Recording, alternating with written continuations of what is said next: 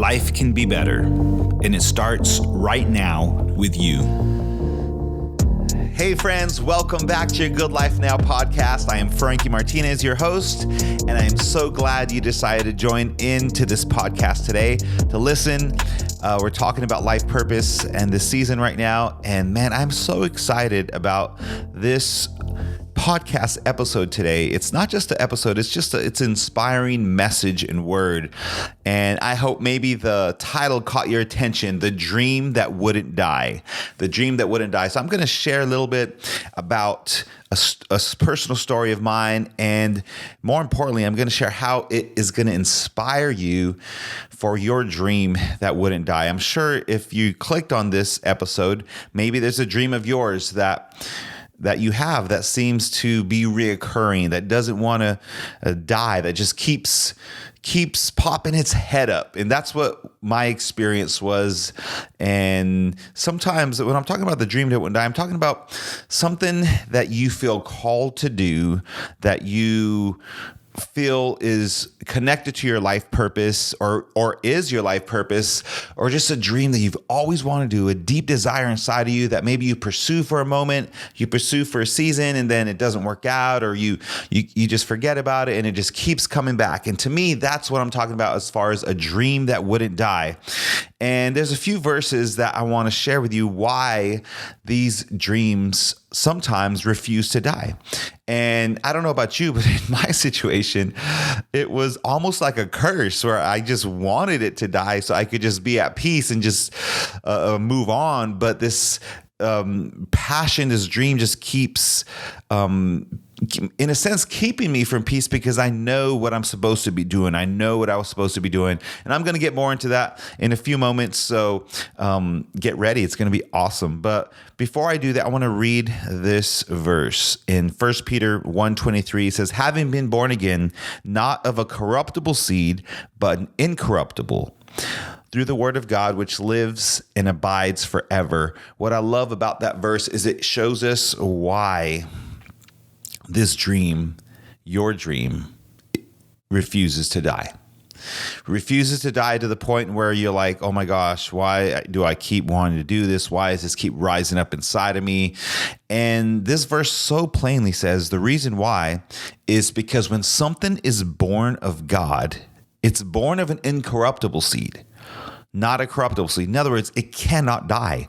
If it's born of God, it cannot die. No matter what happens to it, it will not die. And we see that displayed perfectly in the life of Jesus Christ. I mean, what Jesus Christ came on the earth, claimed to be God, and just like so many others before him claimed to be God. But what set Jesus apart from everybody else who claimed to be God was since he was born of God, he was born of an incorruptible seed.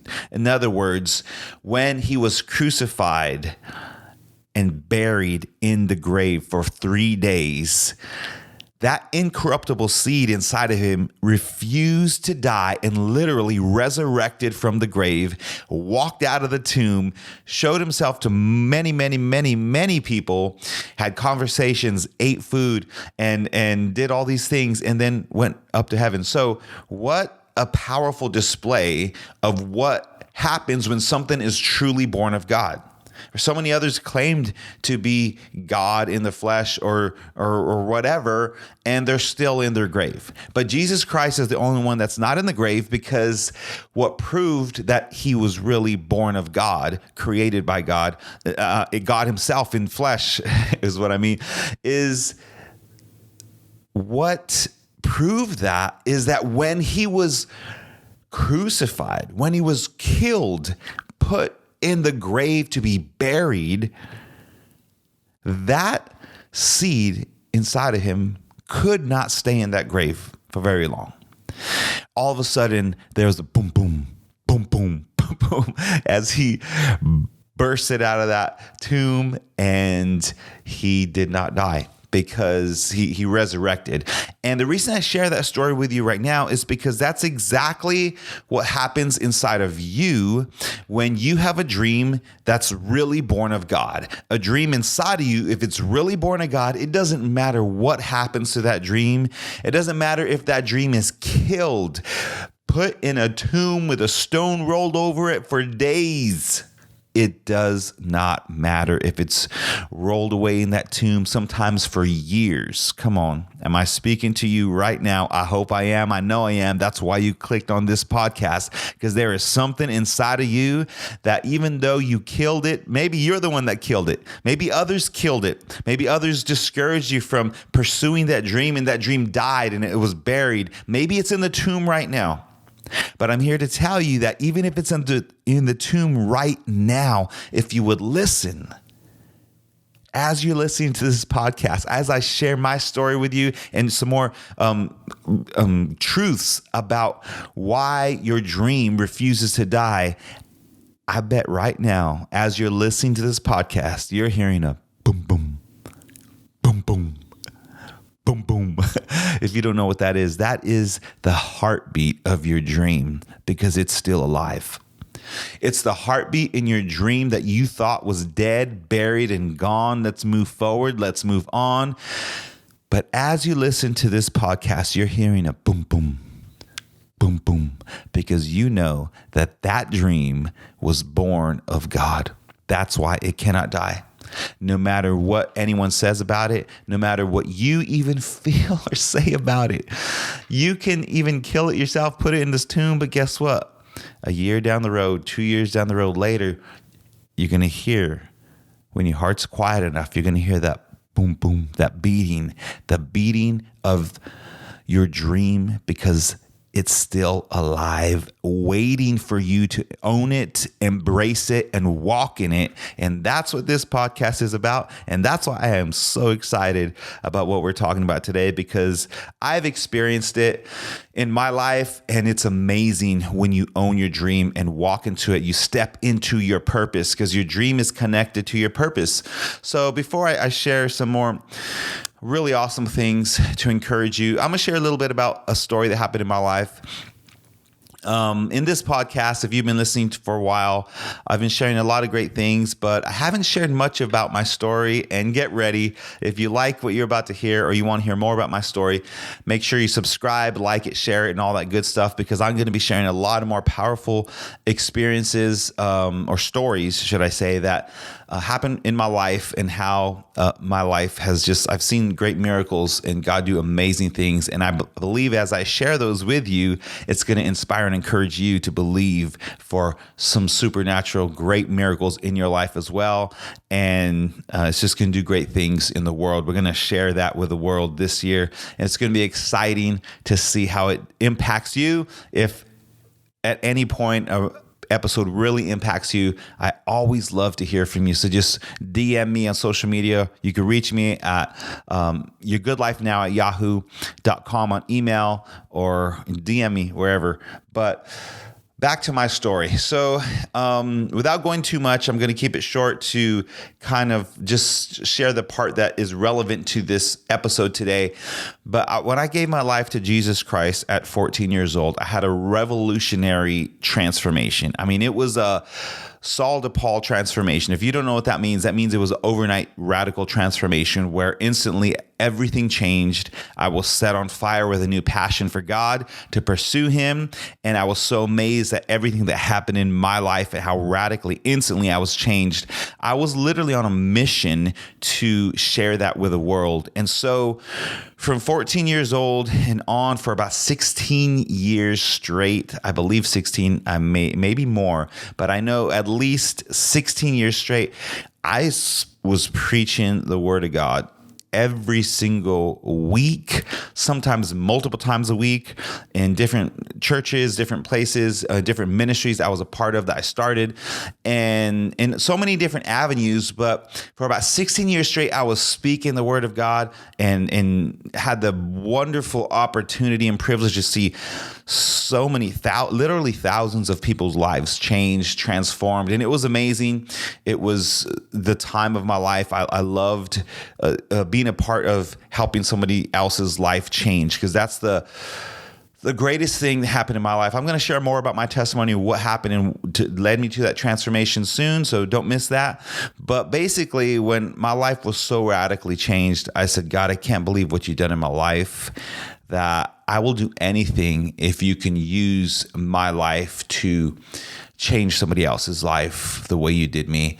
And so from that moment on, I was on a mission to just share this radical love I discovered in Christ and share it with the world. And man, it was just amazing to see so many transformations in people's lives. But after that 16 years, solid, preaching multiple times a week and just sharing, ministry and doing a lot of great things for people. I kind of hit a roadblock, and in that roadblock, I felt I kind of needed to take a step back and reset. I felt God telling me that I needed to pause. I mean, I had been doing it for so long, literally at least 16 years solid, and there was I felt like there was God was wanting to take me into a different season, a different, a different avenue or maybe level is a better way to say it. But what I'm getting to is I felt God tell me to take a year off of a public ministry. So, speaking publicly. So I thought that would be great, because just after doing it so long, sometimes you need a break to kind of take a step back, reevaluate, get a different perspective, different angle, kind of see things differently and reactivate, more powerfully and stuff like that. So I took that year off, but what happened is that year ended up turning into 2 to 3 to 4, and it just turned into a longer season than I expected. And it wasn't necessarily, I didn't walk away from God. I didn't stop ministering completely. Me and my family always stayed in church. We always stayed connected, and we always were involved in some way, shape, or form of ministry, whether it was individual counseling or leading home small groups, stuff like that. So we've always done that. But as far as publicly speaking and doing things publicly, that was on pause, and it ended up being a lot more years than I expected, to the point where I was starting to believe that maybe that season was over for me. And at first I was, oh man, that's a bummer, because that was a great passion of mine, and I loved doing it, and I loved inspiring people. But there was a season where I started to believe, after so long, that maybe that season is over and I'm supposed to do something else and move into other seasons. And I started doing so many other things. I mean, I got super involved, life coaching people, and that was powerful, good impact. And so I finally got to the point where I put that part of my dream aside and just kind of let it go into the tomb and just roll the stone over it and move on with my life. Very happy. And for a season, very happy. But it's funny, because when you have a dream that's of God, you cannot put it away for long, because like I was sharing with you, there's the boom, boom that you begin to hear. The heartbeat of your dream just starts beating, and you're like, oh man. And how you can hear, sometimes if you're not familiar, how you hear this heartbeat, sometimes it's in dissatisfaction. It's in dissatisfaction where you are. There's a verse in the Bible in Habakkuk where it says, where things no longer satisfy you that used to satisfy you.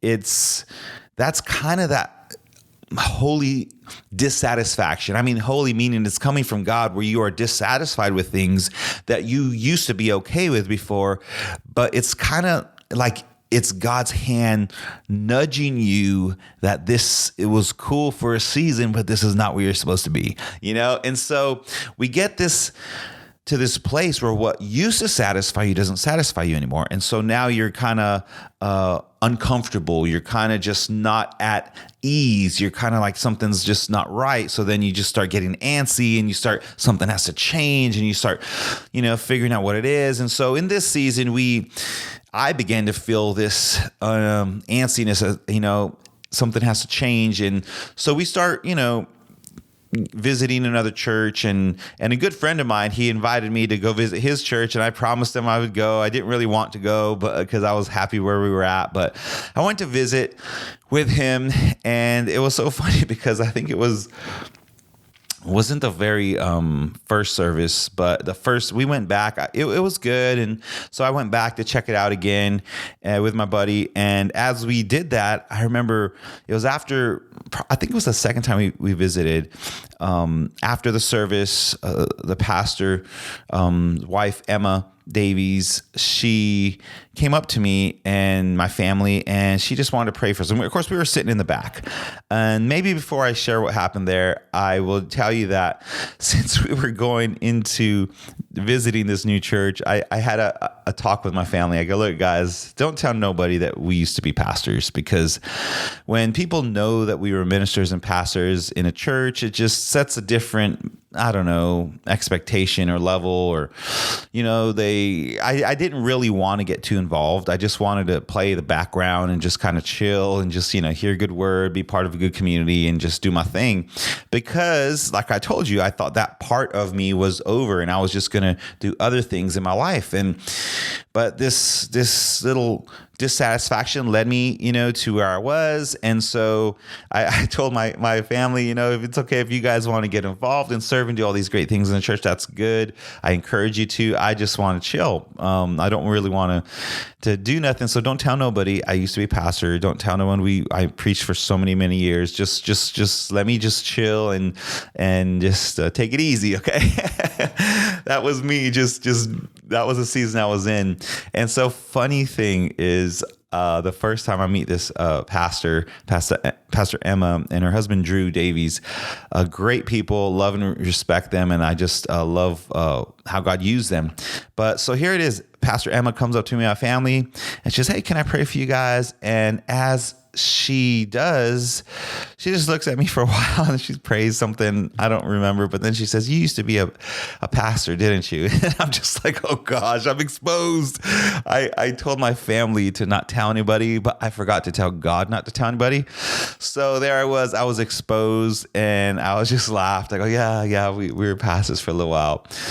And what ended up happening was, as she ministered to me and she just shared that she felt God was going to use me to preach even there. She's like, "You're going to speak on this platform," and I was just like, what the heck? But as she's saying that, I hear dum dum dum dum, and I'm like, oh my goodness, is this like still happening? I was okay with leaving it aside, at least I thought. But very grateful for Pastor Drew and Emma Davies for playing that role and just being that. I mean, what would you call? I don't know what you call those electrical devices that they use when in the emergency room when they want to get the heartbeat back up. They just electrocharge them. I mean, I kind of felt like that's what the Davies did for me. I thought I was good and fine, just moving on to this new season of my life. And little did I know, they go put these electromagnets on my chest, spiritually in a sense, and boom, boom, just bring the heartbeat back. And so my heartbeat for God, being used of God in a public speaking way, just revived. And to keep it short, I will share in detail exactly that process and what happened, because there's so much great, powerful testimonies that just revolutionized my life and ultimately led me to speak publicly in the church that they were pastoring multiple times and put us in a pastor position again, and all these great things that happened, and ultimately led me to right here to leading, starting this podcast to share with you, the world, to reach out to you and to share this story of mine on how God revived this dream inside of me that I thought was dead, but it would not die. And all my dissatisfaction I was feeling was because this dream inside of me says, it's not over. I'm not gone. I'm not dead. I'm still alive under here. Would you just let me out? Would you let me out? Would you let me do what I'm calling you to do? And I love Tim Story. He was on this podcast earlier. You should really listen to his episode. It was a great, powerful episode. Minister I look up to in my early days. Anyways, Tim Story, what he told me, he says, Frankie, your calling is calling you. That's what you're feeling. Your calling is calling you. And that just hit me so hard because it was the truth of my journey in life where I thought this dream was dead, but this dream would not die. And earlier when I said I felt like it was a curse in the sense where I just wanted to be peaceful, and I would rather let this dream just go away so I could just be at peace and not have this dissatisfaction inside of me. And that's how you know this dream inside of you is really of God. I mean, maybe you could relate or connect to this story. And the reason I share this story with you is to inspire you with your dream inside of your heart that has too refused to die. And as you hear me share my story, maybe you remember a moment in your life where you tried to give up on it and you just tried to just move on from that part of your life and start a new life. And little did you know, it keeps coming back. It keeps coming back in so many different ways, in dissatisfaction and not being able to be content. And, because maybe your calling is calling you. Maybe your calling is calling you right now. Maybe as you hear my story, there's tears coming down your eyes as you could hear deep in your spirit the boom, boom, boom, boom, boom, boom.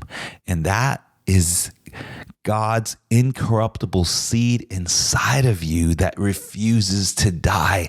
And like I love to say, there's a verse that says that God starts with the end in mind. Okay, he creates with the end in mind. What that means is he doesn't create you and wonder what you're going to do in your life. No, God doesn't create you and wonder what purpose you're going to discover in your life. No, God creates a purpose and then creates you. He creates the purpose first and then works backward and creates you divinely built, specifically created with a bent toward that purpose. You were created to fulfill a purpose, and your purpose was created first. That's why you keep feeling drawn to that purpose. That's why you can't let it go, because it's your calling. It's what you were built for. It's your life purpose that's pulling on you, that's calling at you, that's tugging at you, that keeps beating inside of your heart. Your deepest desires are of God. And it's the greatest key to your purpose, to your calling, to what you're on this earth to do. I don't know if you ever did a study or understand what the actual word desire means. Think of those desires. Isn't that a dream? A dream is just a deep desire. A dream is just a desire that doesn't go away. A dream is just a desire that's so passionate that you want desperately because it's inside of you. You didn't choose it in a sense. It's a desire. It's in you. There's something calling. There's something pulling you toward that. But think about this. Let me share this with you. I think it'll inspire you, empower you, because the actual word desire, if you do the what do they call it? Etymology of it, the root study of the word. The actual word desire comes from two words. De, the Latin, which means of, and then sire, S-I-R-E, desire, of the sire. A sire means father, of the Father. Wow, come on. Your desire. Now, I'm not just talking about your wish, your whim, a want. I'm talking about a desire, something that refuses to die, something that is deep, something that's been with you for years. And you just know you got to find a way to just satisfy this desire. Your calling is calling you feeling. And that desire It's of the Father. It's of the Father. And that is why you won't be satisfied until you fulfill that calling, until you step up and do what you're called to do, because it's of the Father. In other words, it's built in. It's built. It's not something it's not an add-on. It's built in. It's inside. You know when like some of the phones nowadays, they have the battery built in. You can't, old phones, cell phones used to be able to take the battery out, get a new battery for it. Now the battery's built in. You can't take it out. That's it. That's the battery. When it starts getting messed up, it's messed up. When it's charged, you can't take out that battery. It's built in. And your desire, you can't take it out. It's built in. It's inside of you. It's of the Father. It's of your Creator. You were created with this desire, and it's not going to go away. You need to own it, walk into it, and let that dream come to pass, because not only will that dream satisfy you because you're going to walk in your purpose, right? But it's going to bless so many other people. Every divine purpose and destiny of God is not just for you. It's not a selfish thing. It's for you, but it's also for others. It's also the way of God is to bless you to be a blessing. We are blessed to be a blessing. So that purpose and that dream and desire inside of you, it's not just for you. So stop being selfish and own your dream. Stop being selfish and step up and let that dream, that heartbeat come back alive, and own it and walk in it, so that you can not only be blessed, but that you can be a blessing to other people. That is amazing. That is just so amazing. Let me share this verse with you. In Psalms 37, 4 and 5, it says, "Take delight in the Lord, and he will give you the desires of your heart." Take delight, or another translation says, delight yourself in the Lord, and he will give you the desires of your heart. Now, God doesn't write that because he's a genie. He doesn't write that because if you rub the lantern 3 times, a genie will pop up named God, and he'll do whatever you desire. That's not what that means. It says, delight in the Lord, and he will give you the desires of your heart. In other words, he's going to fulfill the desires, not the wants, not the whims, but your deep desires, your dream. He will fulfill it. Why? Why would God fulfill your desires? Because he put them in there. Because he put those desires inside of you. That's why he says if you delight yourself in him, he will give you those desires, because that's what you were made for. The fact that you desire that, it means it's of the Father. That means it's born of God. That means it's incorruptible. That means it cannot die. It means that's who you were created to be. Listen to your desires. That desire inside of you is telling you what you're supposed to do. You stop looking outward to find your purpose. Stop looking for someone to give you a word or look in your heart, look at your desires. What do you desire? That desire is of the Father. It's of God. It's born of an incorruptible seed, and it will lead you to ultimate fulfillment in your life. It'll lead you to a place of blessing. It'll lead you to a place where you are so blessed that you are now a blessing to other people. You're now inspiring other people. Just like now, as I'm sharing this message with you, you are being inspired to believe again for your dream. Let me read the rest of this verse. It says, take delight in the Lord, and he will give you the desires of your heart. Commit your way to the Lord. Trust in him, and he will do this. Now, before I end this podcast, I want to inspire you, because God will give you the desires, but we need to make sure that our desires are filtered through Christ. Now, when I say a desire, I'm talking about a deep desire that God has put in there, not a sinful desire, not a craving that's not of God or dishonoring to God. That's not of God, and that has to be filtered. And that's why this verse says, take delight in the Lord, and he'll give you the desires of your heart. So the biggest filter to discern whether a desire is of God or not is, can you take delight in God and still have that desire? Now, if you can take delight in God, in other words, if you can honor God and live for God. That's what the rest of the next verse says, right? Commit your way to the Lord, trust in him, and he will do this. So commit to God, trust in him, delight yourself in him.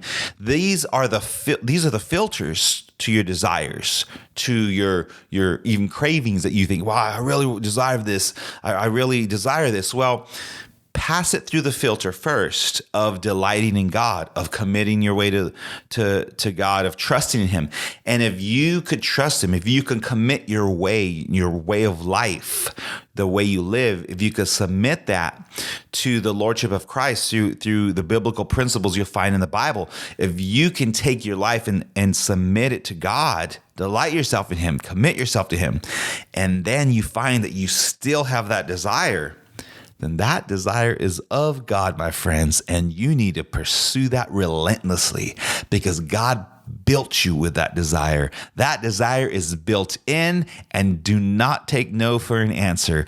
And, because if you do pass your desires through that filter and find out that now that you committed yourself to the Lord, you delight in him, your life is lining up with the biblical principles and his way, and that desire is gone, well, then that's a good thing because now you filtered out that desire. You filtered it out and it's gone. And now you realize there's going to be a different desire in there, and that God is showing you that desire wasn't of me. But now that you filtered it, you're going to see the desire that is of God, and that's where you're going to pursue. That's what you're going to align yourself with. And so this is exciting, guys. This is exciting because this is the first step to making your dream a reality, is realizing that deep desire and dream inside of you that refuses to die. The reason that dream you thought about when you click that button on this podcast to listen to it, that dream, my friend, is of God if it passes through that filter. And that's the first step to making your dream a reality, is owning it. Owning and believing it. Stop doubting that whether you should do it or not. Stop doubting it and align yourself with it, and you will find yourself in a position of power, and you will be able to get that power and put it into action and turn those dreams into a reality. And it starts with recognizing that dream is of God and born of an incorruptible seed. Did this podcast awaken the sleeping giant inside of you? Did it resurrect some dreams? If so, click the link in the description and please let me know. I would love to celebrate with you. And be sure to stay in contact, reach out if you have any questions, or maybe you still have some blockage, you need some help. We're here to coach you at Your Good Life Now and to empower you. My mission is to help you fulfill your mission, to live your good life now, the most fulfilling life that you can possibly live. So I hope this message is inspiring and encouraging you to do that, to tap into your purpose. And be sure to subscribe because we're going to continue down this path. There's so many other great things to share about this. This is just a short podcast episode to share some truths that would inspire you to live your dream and maybe give some understanding why that dream has refused to die inside of your heart. So I am so excited for you to finally realize that dream inside of you that refuses to die, it's of God. Now the next step is let's figure out how to make it happen, how to bring it into action and fulfillment and walk in it 100%. And that's what we're going to be committed to. So continue to subscribe, listen, and let me know you are enjoying this podcast. Thank you so much again for listening, my friends. And I look forward to seeing you next time. So as always, my friends, cheers to your good life.